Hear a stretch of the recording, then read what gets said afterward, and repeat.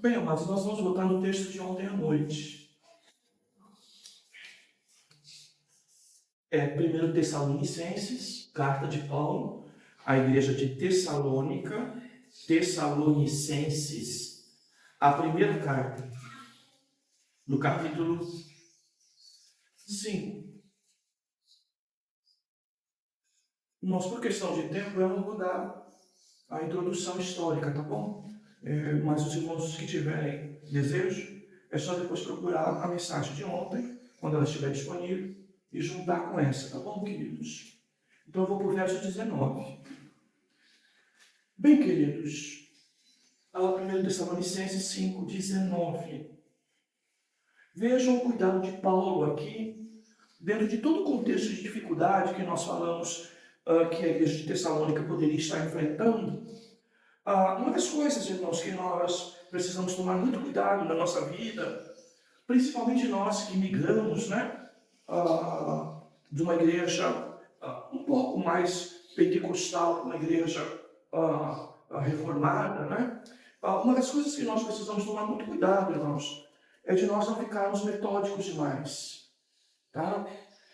Os próprios irmãos presbiterianos, que reconhecem que são chamados de sorveterianos, né, por serem gelados, né, eles reconhecem o valor, já ouvi o próprio Nicodemos falando, não é? O valor de igrejas mais animadas, mais avivadas, queridos, na ideia, né, de progredir melhor nas dificuldades internas da igreja e também em lidar com as adversidades, de manter, não é, digamos, a vida cheia do Espírito, não é, e de evitar quedas extremas, tá, queridos, no dia a dia da vida cristã. Não apagar o Espírito aqui, irmãos, acima de tudo, irmãos, é quando nós, primeiro, desenvolvemos um papel muito humanista, tá? Acreditando muito na nossa intelectualidade, na nossa inteligência, na nossa capacidade de articular bem as palavras, de entender bem o texto, tá, irmãos? E nós precisamos entender muito essa ênfase de que nós sempre somos dependentes do Espírito de Deus. Então, irmãos, vejam, nós somos dependentes para abrir a igreja, somos dependentes, não é, para cuidar da igreja, somos dependentes do Espírito Santo para pregar, somos dependentes para orar, somos dependentes, queridos, para lembrar de situações, nós somos dependentes do Espírito para cuidar das pessoas, para ter discernimento das coisas, para identificar aonde, não é, temos uma necessidade ou outra, não é? Nós somos dependentes do Espírito, queridos, para inclusive fazer uma leitura da necessidade da maioria dos irmãos, da maioria da igreja. Nós temos necessidade do Espírito para reconhecer, né, o mundo de hoje, inclusive para poder falar de Cristo para quem ainda o conhece. Nós precisamos de tudo isso.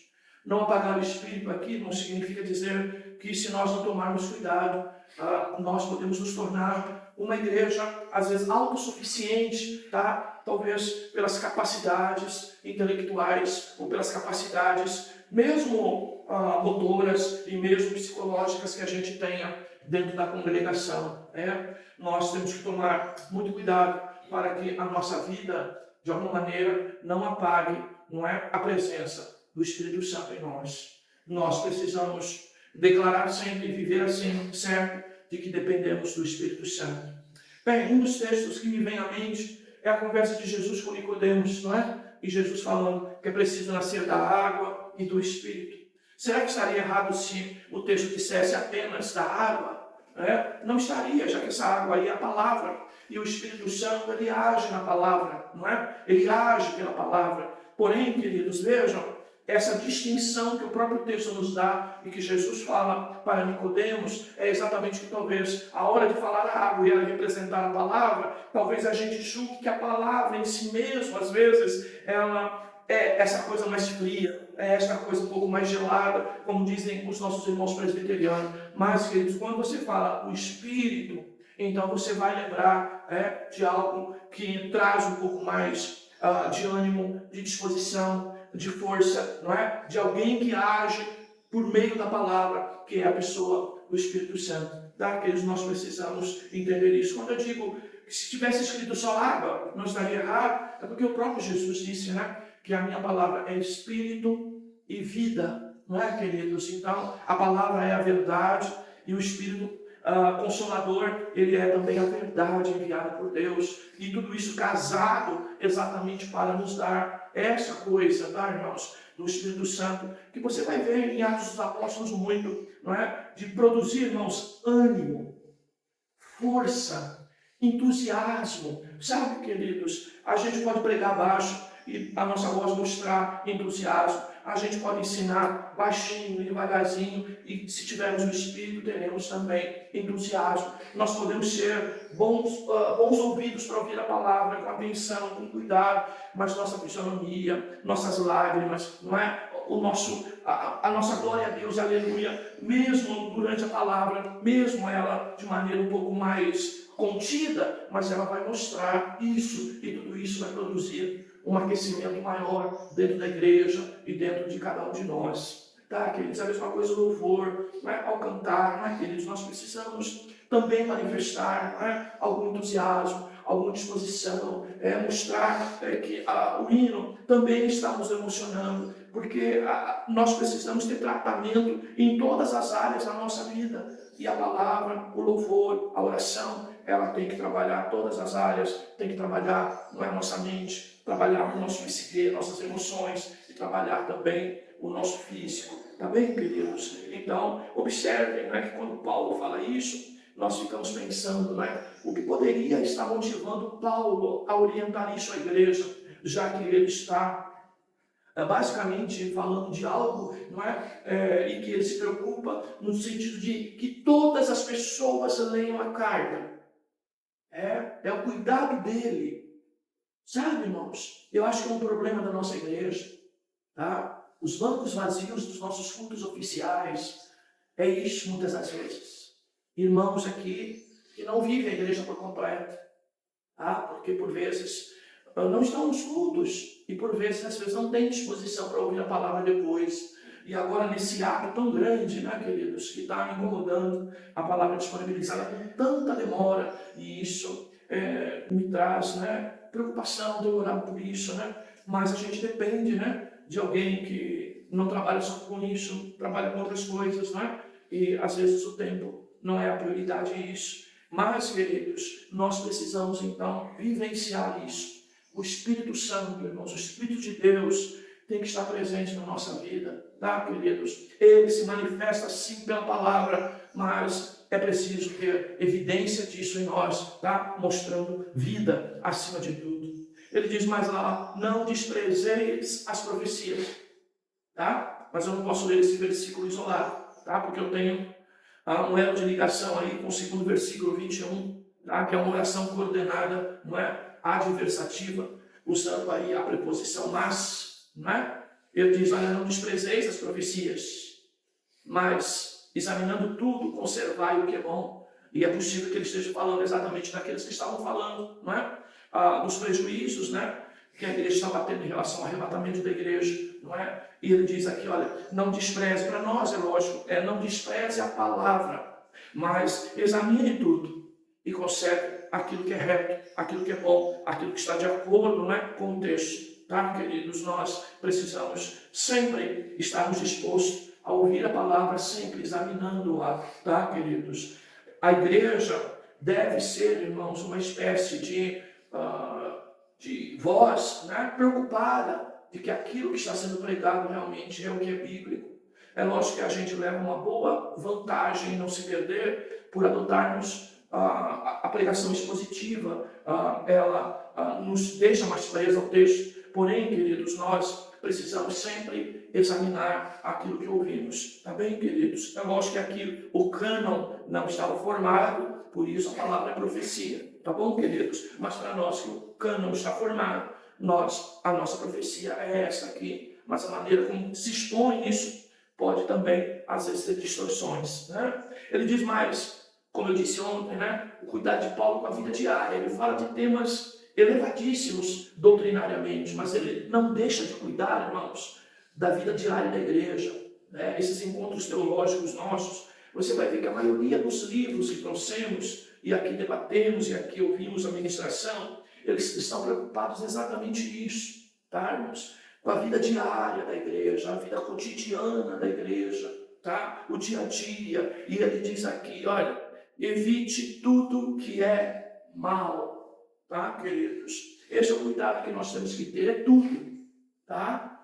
E ele diz que nós devemos evitar isso, tá, irmãos? Isso significa dizer que no nosso dia a dia, a gente às vezes pode, irmãos, enredar por caminhos perigosos, tá? E nós temos que evitar esse tipo de coisa. 23.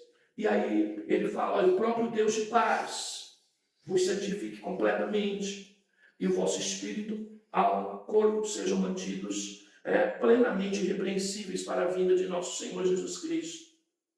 É interessante, né? Ele falar de paz, né? Dentro de um texto, né, em que nós destacamos, não é? Esse problema, né? De eventualmente os irmãos estarem tendo algum problema, né? De relacionamento, não é? Como ele diz lá no verso 15, não é?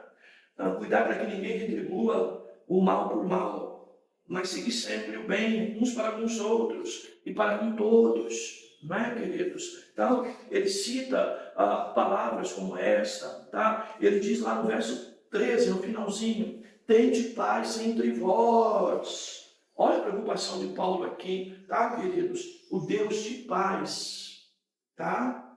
Ele enfatizando isso. Possivelmente a igreja estava tendo turbulências, problemas, disse-me-disse, né? Conversinhas de um contra outro, tá, irmãos? E nós, eu repito mais uma vez, temos que ter o cuidado de pacificar as coisas, tá? Quando alguém trouxer algo para você, né, falando, mas a maldade daquele irmão, daquela irmã, meu irmão, amenize a situação. Se você puder, converse com a irmã que realmente está sendo interpretada assim, ou com o irmão que está sendo interpretado assim, mas evite colocar lenha nessa fogueira, tá, queridos? Para que a gente possa desarmar as pessoas que às vezes se armam por conta dessa situação. Então, de novo, o próprio texto diz, olha, o Deus de paz, né? Ele está dizendo que a fonte, né, da paz para reinar no meio da igreja, no meio da nossa casa, no meio do nosso trabalho, é Deus, tá, queridos? E ele quer dizer, é óbvio, que conflitos, situações que trazem desconforto de relacionamento, certamente está produzindo por outro Deus, que não é o nosso, porque o nosso é de produzir paz. E aí ele vai dizer, vos santifique completamente, de novo. Ele usa a palavra completo, a palavra todo, a palavra tudo, que está muito presente nesse estilo literário de Paulo, né? E aí então vai dizer espírito, alma e corpo, tá? Veja o cuidado de Paulo ao dizer que o evangelho precisa tratar a gente por completo e que nós, não é, devemos então ser guardados plenamente irrepreensíveis para a vinda do Senhor. E ele diz ainda, né? Quem o chamou é fiel e ele também o fará, tá? Porque o verso 23, a ênfase é mesmo de responsabilidade humana. Eu tenho que cuidar da minha vida espiritual, tá? E ao mesmo tempo, no 24, ele vai destacar que essa força, esse cuidado, vai vir da parte de Deus, tá, queridos? Então, aí a gente, digamos, combinando essas duas coisas, né? Soberania de Deus com responsabilidade humana. E aí ele diz, 25, olha, irmãos, de novo ele destaca a palavra, orai por nós. Meus amados, não esqueçam os líderes da igreja, não esqueçam os vossos pastores, não esqueçam os que trabalham na igreja, de orar por todos nós. Isso é fundamental. Paulo aqui também faz um exercício de humildade, tá, queridos? Há muitos lugares, queridos, pastor é super-homem, é ele que ora por todo mundo, mas ninguém ora por ele, ou pelo menos ele não pede isso. Mas nós aqui reconhecemos que nós pregadores, que nós que estamos, os professores, os obreiros, não é? Todos nós precisamos das orações. 26. Aqui, querido, ele se despede de uma forma, talvez até dentro desse contexto de problemas que estava tendo, de conflitos de relacionamento, Paulo aqui se despede de uma forma, de maneira assim, que você não vai ver em outras cartas com muita frequência, que é essa coisa, tá, irmãos, da proximidade, não é? Dessa manifestação de amor, não é? Que essa parte que ele dá aqui, a ideia do beijo, não é, queridos? Isso não é apenas cultural lá da região, tá? Mas aqui Paulo está falando para que os irmãos que estão com dificuldade, não é? Também possam fazer o mesmo, de se aproximar, de se reconciliar, tá, queridos? De maneira santa. É lógico que nós devemos nos preocupar, sim, quando observamos alguém, não é? Com um tipo de comportamento mais próximo e que pode existir algum tipo de malícia, existir algum tipo de maldade. É lógico que é nosso dever nos proteger disso, evitar, não é, esse tipo de aproximação, mas nós temos que ser, né, irmãos, ter discernimento para poder fazer isso. Principalmente irmãs com irmãs, não é? Irmãos com os irmãos, se abraçar, não é? E mostrar esse carinho, afinal somos família de Deus, como dissemos antes, não é? Temos que tomar cuidado para não apagar o espírito e nos tornarmos, inclusive, pessoas muito mecânicas, muito robotizadas, não é, queridos? Por fim, ele diz: eu vos suplico pelo Senhor que essa carta seja lida a todos os irmãos. Olha só, o que não ocorre na nossa igreja. Não são todas as pregações que o povo desta igreja ouve. Por quê? Tem irmão que decide não vir no culto. Será que ele não entende que ele faz parte de uma igreja, que ele faz parte de um corpo, que é a noiva de Cristo, e que Deus fala para todos nós aqui, tá? De maneira conjunta? Porque isso dá liga, porque isso nos leva a orar pelas mesmas coisas, a aprender no mesmo instante que outros todos estamos aprendendo aquela coisa. E tudo isso fortalece a igreja, queridos, tá? Fortalece a igreja, tá? E a ausência disso, irmãos, vai deixando a gente numa situação difícil, tá? Situação difícil assim, tá, irmãos? E às vezes a gente pregar uma coisa, e se der oportunidade para o irmão, ele vai falar de uma coisa totalmente contrária do que falamos. Por quê? Não está ouvindo a linha que a igreja prega. Então, isso é até perigoso, né? E por fim, então, ele termina que o favor de nosso Senhor Jesus Cristo esteja com todos. Olha aqui, é interessante isso, né, irmãos?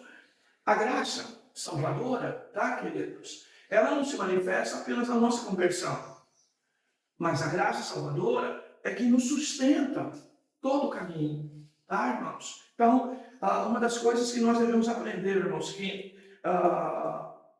o mais difícil, irmãos, não é Deus tocar no nosso coração, nos quebrantar e nos trazer para a luz do Evangelho. Uma das tarefas mais difíceis, e isso é uma doutrina bíblica, é a perseverança dos santos. Irmãos, quanta gente a gente encontra que está longe da igreja? Quantas pessoas que desanimaram? Quantas pessoas que vão ficando pelo meio do caminho? Olha, queridos, não é fácil. Não é fácil. Estar ao lado de alguém que orou com a gente, chorou com a gente, viveu o Evangelho junto com a gente. E de repente, irmãos, o Evangelho é anátema para ela, para ele. Que coisa terrível. E que coisa bendita de que isso não aconteceu conosco. Porque não há ninguém melhor ou pior. Há a graça de Deus que sustenta as nossas vidas e é por isso que estamos em pé. Deus abençoe, meus amados. Eu penso que estamos aqui hoje levantando uma bandeira de vitória. Penso que Deus não nos traz a oração a todos. E creio que o seu nome será glorificado. Queridos, Deus fortaleça vocês. Deus dê graça a todos nós. Em nome de Jesus. Domingo é a ceia do Senhor. Tá bem, querido? Às 11 horas. A escola bíblica normal, às 9. Tá bom, queridos? Eu peço que os irmãos olhem para mim, que Deus nos dê graça, né, irmãos? Nós temos um trabalho difícil para fazer na segunda-feira. É sempre muito difícil esse trabalho para o pastor, não é? Deus nos dê graça. Que Deus nos dê concentração, não é?